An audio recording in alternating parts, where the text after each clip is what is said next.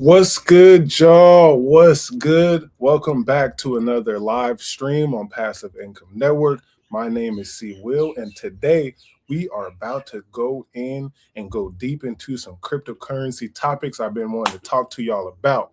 Okay, today's topics we'll be talking about the Clarity Act. We'll go through some technicals and what this means for Algorand, Hedera, XLM, and for the XRP army. So as you join this stream, make sure you hit the like button. Make sure you hit the hype button. I would much so appreciate that. And if you are not subscribed, please subscribe as well. So we're about to dive right on into some news about the Clarity Act. And remember, the Genius Act dealt with stable coins. Okay. The SEC made it clear that certain cryptocurrencies, the Algorands, the XLMs, the Hederas, the XRPs, the Bitcoins, the Ethereums, they are all commodities. Then it made clear guidance for NFTs or digital art and all of that, stable coins and everything. Then we are now waiting for the Clarity Act. So this is what we're going to start with today's stream off. U.S. Senate Banking Panel member confirms April timeline for crypto market structure. So we are officially in April. This is quarter two of 2026. We're in the second quarter now. And if you've been following the headlines of what's been going on, the banking committee, which is the people who deal with the JP Morgans, the US banks, the Bankers of Americas, YBN Mellons, etc., Morgan Stanley's, they want to have crypto under their boot. Okay. They want to make sure that when they pass this bill, they get all the yield, all the deposits still stay with them. They can control the money. Crypto people want to pass the rewards on to us. And there's some rumors there that really is Coinbase is trying to make sure that they have a nice revenue model, some billions out of charging for yields and staking. So neither here nor there. Let's see what this article says on Cointelegraph. So you have a quote here. This is from the Tennessee senator here, okay, Bill Haggerty. He's a funny guy. He says there's several issues still outstanding. I think none of them are insurmountable, and we will get to a point, I believe, in April that we'll have it out of the banking committee. There's still a lot of work to do. So he's talking about there's still a lot of work to do. And then we have a limited window for market structure as crypto potentially influence the U.S. elections. So we have more elections coming up, midterms as they call it, in November at the end of this year. So a lot of Democrats may be out, a lot of Republicans may be out. The House and the Senate could flip for which party has more control. Either way, crypto have been paying both sides of the aisle, and that's the move you would like to know. And then, so if we go deeper, I found this post here by Jessica Gonzalez. I don't know if she's AI or not, but I thought the post was pretty interesting. So next week, Washington decides something bigger than price. Who controls the future of crypto? On April 16th, the U.S. Securities and Exchange Commission is holding a public roundtable on the Clarity Act. We need this one to pass. This is the most important regulatory moment of the year because for years, the entire industry has been stuck on one question. Is crypto a security or a commodity? So the answer determines everything. Who regulates and goes through all that. So we already got that announcement, basically. So we pretty much know what's going to happen. And now the Clarity Act aims to turn that into law. So that's what we need to do. We need the law now, not just the interpretations from the SEC and their clarification. We need law. So let's watch this clip. April 16th, the SEC is holding a formal public roundtable on the Clarity Act. And this is the most consequential long-term regulatory moment of the year, hands down. So let me give you the fast or the skinny version of why this matters. For years, the question hovering over the entire crypto industry was, is this stuff a security or a commodity? Because the answer determines who gets to regulate it, who gets to control it, how it's registered, what exchanges have to do, and whether building the financial infrastructure of the future happens here or in Singapore. And 3 weeks ago, on March 17th, the SEC and CFTC issued a landmark joint interpretation that answered a huge chunk of that question. They defined 5 categories of crypto assets, and they specifically classified 16 digital assets, including Bitcoin, Ethereum, Solana, and XRP as digital commodities and not securities. Those 16 assets represent roughly 78 to 80% of the entire crypto market cap. So that's not a minor guidance memo. This is truly a foundational shift. And the April 16th roundtable is about what comes next. The Clarity Act is the legislation that would codify this framework into actual law, defining where the SEC's jurisdiction ends and the CFTC's begins for every crypto asset and every crypto business operating in the US. The Senate Banking Committee is targeting a markup in late April. This roundtable is the last major public input before that vote. And there we have it. That is the big updates. So yeah, that's why I wanted to play that clip to y'all, because again, I thought that was a great, overall breakdown. So essentially, we got the SEC is saying this is what needs to happen. We're good to go. And then you got more committee meetings and everything happening to where they're like, okay, let's codify this, which means place it into law. So now the rules are across the board federally. It is what it is. So that's what we want. And again, if you look at the global or American landscape in particular about what's actually happening, you get stuff like this. And this is why we need these laws. But will it pump the bags as we all want? I'm not quite sure, but it is best to have everything be clear, okay? Everything needs to be clear in the United States so that way people can properly make the moves they want to make. So here's another big headline. Morgan Stanley Bitcoin ETF debuts with 34 million in volume. And Morgan Stanley is a big time bank, big time. They do a lot of underwriting. They're the ones that operate E-Trade. If you use that brokerage account, they're everywhere, and they are also got into Bitcoin. Morgan Stanley and the ETF debuted at 34 million in volume. Morgan Stanley's new spot Bitcoin ETF, MSBT, debuted with strong early volume and inflows while intensifying fee competition in the market. So basically, again, Bitcoin has been chosen. We all know Bitcoin has been chosen. You got the IBIT, you got the Morgan Stanley, you got the Grayscale, you got the ARK21 shares, you got the BlackRock. Morgan Stanley's now in the game. So all the big institutions have officially adopted Bitcoin, and they have brought them into the table. They said, we want to put this inside of 401ks. So let me know in the comments, in the chat, in the comments, do you hold Bitcoin? Is Bitcoin something you should put in your portfolio? I talked to y'all about the NEOS Bitcoin high yield Bitcoin holdings ETF.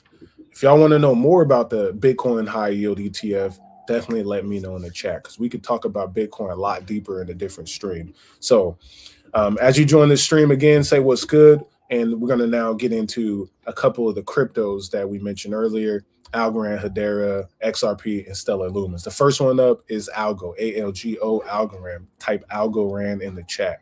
So when we look at this, Algorand has been pushing this narrative really hard, especially since Google released its quantum report that mentioned Algorand 32 times, that put Algorand in a very great position in this industry. So this post here got posted out again, and this talks about exactly that. Layer 1 blockchain Algorand has generated 140,000 plus quantum secure transactions on mainnet since 2022. And you got some people in the comments. One of my comments is like, quantum computers, they've been working on it for 40 years. It's not actually happening. This is cap. And I'm like, hey, listen, you go talk to Google. They're building the Willow, right? You go talk to NVIDIA. You go talk to those companies. They put it out. I'm just reporting it, and it makes sense to me. Hey, anything can happen. 2030 is coming. We got AI right now. So that's what's happening. So you got Algorand saying, we got it. We got it, y'all. We got it. We're doing it right now. And then we go into this right here. This was from The Wolf of All Streets. And Stacy Warden was on here cooking again. So we're gonna play a short clip. She's out here on a campaign with Algorand, as with the new board and all that. So let's talk about it. Going to use our native blockchains like an ALGO, ETH, Solana, or do you think that they're gonna create walled gardens and their own blockchains and try to cut us out entirely? I think it. You didn't even catch that. That's a great question. Are these institutions going to use the blockchains that you and I use, the public ones, Algorand, the Hedera, the Solanas, or are they going to create their own? And that's what she's talking about here. It will disperse and then it will consolidate, actually, because people are, I mean, Tether is annoying, right? Like you can't share the economics on Tether. And if you're Amazon and you're like, I have these suppliers all over the world, I'm tired of maintaining correspondent banking relationships with all of these places. I am tired of having to keep liquidity in all of these countries. I would rather keep my money in my, JP Morgan account or my, Morgan Stanley account, and then just issue a Amazon token, but you could use Tether. Well, no, thank you. I think I'll use the Amazon token to do all of that. So there'll be some back office supplier driven dynamics there. But it's a terrible user experience for customers, right? And so I think there'll be two things that will happen. One is companies like Ubix, like Tony McLaughlin's kind of clearing of stablecoins. That's going to be very important because all stablecoins will not be created equal in the same way that bank tokenized deposits are not created equal. And so there's going to need to be some mechanism that allows you to trade back and forth and understand the variance of the risk pricing of them. But it's just going to become a little bit unwieldy, and then it's going to be more of a winner-take-all market. I think we'll just see. It's the same thing that will happen at layer ones. Not all of these layer ones will survive. Not all stablecoins will survive, I don't think. And again, that was a great answer. I definitely agree with the sentiment for the stablecoins, right? You got not all stablecoins are going to survive. I talked to y'all about this before, that USDC is the wave. USDC by Circle. It is a public company. It is audited. It follows all the rules and guidelines. Tether, which is used more, mostly internationally, we don't know what's really going on. That's what Stacy's talking about. Then you got the RLUSDs. You have the PayPal USD. You got a few others. So I believe there will be a few winners, but I think personally USDC is going to dominate.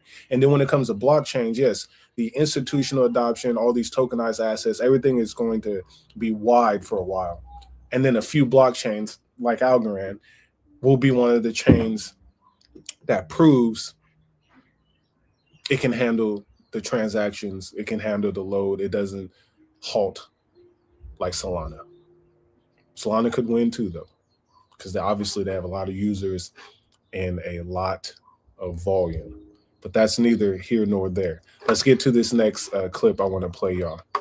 So this is from Brad Garlinghouse. So interviewer says, so you've said before you think that there is a world where Ripple takes over Swift. Brad says, well, if I've said there's always a way we could work with Swift. So let's talk about it.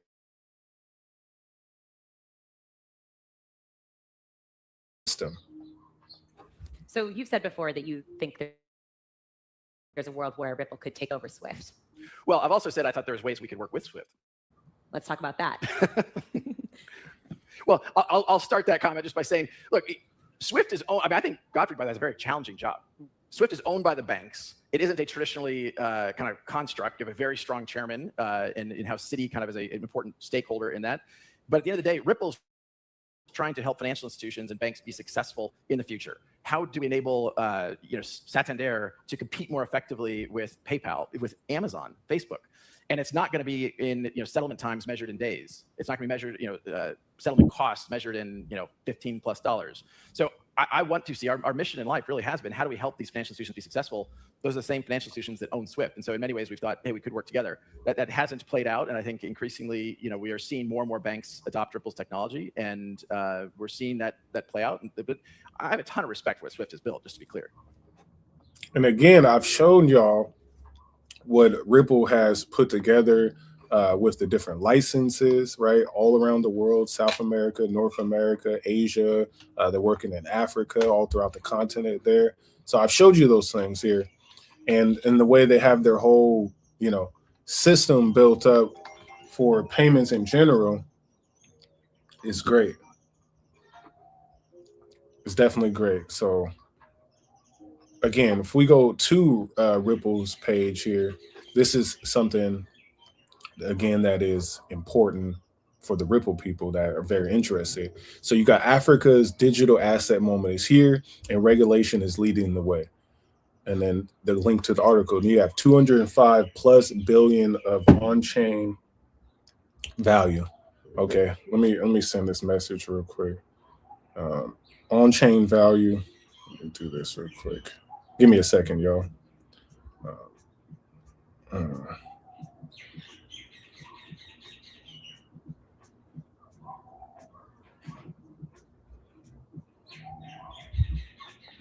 Okay, so you have 205 billion on-chain value, 50% year-over-year growth, right? And you have South Africa, the biggest economy, Nigeria, Kenya, and Mauritius, I always say that one wrong, are moving towards comprehensive crypto framework. So the big keys, again, is South Africa, Nigeria, Kenya, for sure. Okay, big money there. So that's them moving in. And then when we go scroll down, I've showed y'all this on a different stream. Let me find it. This here is the whole stablecoin payments framework and landscape that they have for Ripple in general. They're in 9 different areas, and they have put themselves in position. So when he's talking about Swift and banking licenses and everything there, that's what he's talking about. G Treasury, they're saying, hey, the new financial system could use an upgrade, and we're here to help you out. Okay, that makes sense to y'all. And then as we move on to talk about Stellar Lumens, got a clip for y'all as well. So we're going to play this from the ECCC. Here we go. RWAs are it's about so many of them right now, and the volume is exploding. But if you dig a bit deeper, you see that some of them have like almost no distribution. Some of them are like not even interoperable with DeFi, other financial instruments. And so to go deeper, some of this is around a lot about privacy these days, because we think that privacy is a bit of or the lack of privacy is a bit of a glass ceiling for the adoption of crypto these days. We want to see institutions doing payroll in crypto. You can't do payroll without solving privacy. We want to see institutions doing merchant payments or accepting merchant payments. I think privacy is going to be a huge unlock. It's something that we're working a lot on at Stellar right now. RWAs are. So again, as this man talks about here, RWAs, real world assets, privacy unlocks, these are all the things that Stellar is working on. Tokenization, I've been talking to you about it. And essentially what he's saying is Stellar is obviously a chain that is built for this. Okay, so we're gonna cover that deeper. And if you guys want to know about the RWA tokenization document they put out, I have a whole stream. Go to my playlist. I break it all down. It's a YouTube, or excuse me, a live stream where I put Stellar Lumens and XRP, and I start off with Stellar Lumens talking about their tokenization document that they put out. It breaks it all down for institutions and for holders like yourself. Very interesting stuff. Now, let's get to Hedera. Hedera dropped something for us. This is a quarterly events highlights. So this is about how they kicked off the year and some of the things they wanted to spotlight, which is a World Economic Forum in Davos. That was in January. So Stellar's leadership was there.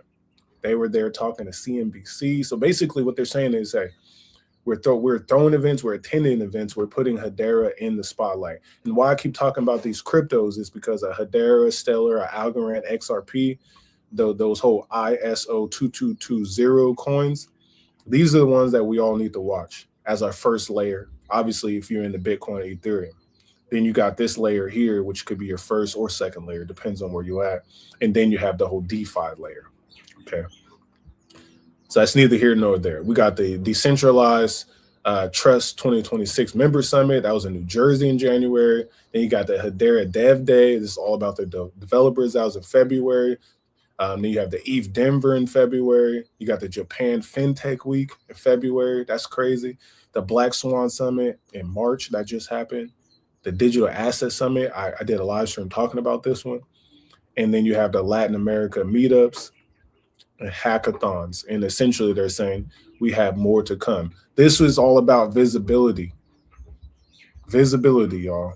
That's what this is about, is visibility. So again, let me know which one you like the most, Hedera, Algorand, Ripple, or XLM. Put that in the chat.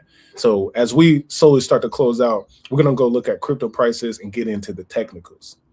So starting with the Fear and Greed Index, as I showed you, the Fear and Greed Index is now in neutral. It was last week in fear at 28 here, last month in fear at 21. It has gotten better, significantly better, 47 today. So keep in mind, we could be due for an increase in price action. Bitcoin sitting at 72,000 up for the week, about 8%. Ethereum 2,200, about 7.5%. XRP at $1.35, a little bit lower. Usually it's at $1.41, 3%. BNB at $600, 4%. All-time high was 1,000, which is crazy. So that's almost, slightly 80% up from here. Solana at $84, Tron, Dogecoin at less than 10 cents, and then Hyperliquid somehow got into the top 10. Blows my mind. Cardano still in the 12th spot, and then Chainlink. So yeah, that's what we got there. And then if we go look at the charts, this is, I think, important here, is to really see the structure that we're all looking at. What's good, Two-Way Mills? What's good? So we're looking at the charts here. This is the total crypto market cap chart. If you notice here, we've been in consolidation since these two crazy candles in February, right? We've been in consolidation essentially for 63 days. We got 2 months in consolidation. And I have some markings pulled up here. This line here is a must get past. This is 2.25 trillion, which would put us at a bottom of the March 2025. That was the bottom in March. So we have to get past. And if you're into indicators and anything, this blue line here is the 100 SMA, simple moving average. This needs to be cleared fully. Okay. Then you got to work your way to the 200. That needs to be cleared. But this gap here needs to be filled. We need to get back above 3 trillion. And if we look at it on a weekly chart, obviously you can see the downtrend since October of 2025. Then we have wars here popped off, but it has stayed above the 200 on the weekly chart. And the MACD is close to crossing. And that's what we need to see, is a cross, so we can get in between this zone here. We got to get above 3 trillion. And getting above 3 trillion means we have price action here, which is, again, where we need to be, above 3 trillion. Let me fix that. Above 3 trillion, which corresponds with our 100 SMA on the weekly. So if we go back to the daily chart where most people look, again, this is exactly what I outlined to y'all. We need to get through these gaps here. And then once we're above here, I think we're off to the races, y'all. So if we go look at Bitcoin, similar setup. We go look at Bitcoin needs to get above 75 for sure. If we go look at Ethereum staying above the 2000 is very powerful. And then some of our favorites, Algorand, popped off with all that Google hype, which makes total sense. And now we're on a slight pullback, but it is holding up pretty well. Remember, Google uses Algorand blockchain. Google doesn't necessarily use Algorand blockchain. They have identified Algorand blockchain as the top chain in case, right, the future, they could be using it.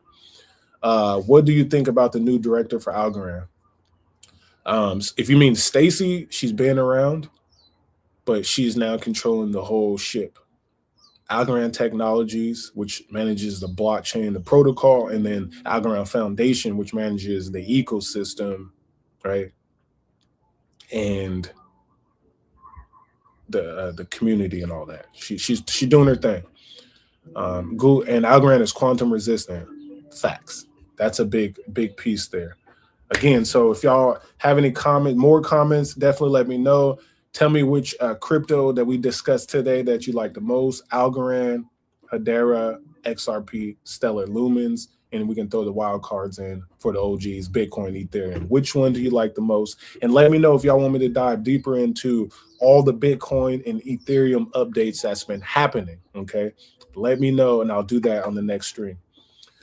Yes, as of late 2025, Algorand partnered with Google Cloud. Oh, yeah, excuse me. Yes, definitely. Yes, definitely. My fault. Yes. Algorand did partner with Google Cloud. They partnered with Google Cloud. I was thinking you meant like Google has integrated Algorand into something that they're doing. But in a sense, yeah, for the agentic commerce and all that, yeah, definitely. Thank you for that. And that's what got me hyped about it too. Google recognizing Algorand is huge for the agent payments protocol. Yes, sir. 218 mils. Thank you for that correction. I don't know how I slipped my mind. I covered it a whole bunch of times. Yeah. I was mostly thinking about that quantum report. But yeah, so that's what we got, y'all. I'm hyped for it. This is good. So y'all let me know in the comments in the chat if you want me to go deeper into the Bitcoin, Ethereum updates or do another deep dive on the top layer ones that I like the most and why.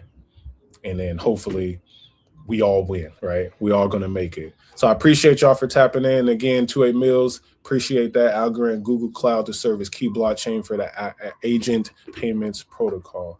Yes, sir. Yes, sir. Until the next time, y'all, I'll see you on the next stream. Leave a comment in the chat and I'll let you know what we've been rocking with. Peace, y'all. Passive income, gold in my dental, thank God for my mental. Investor fundamentals, told my girl it was simple.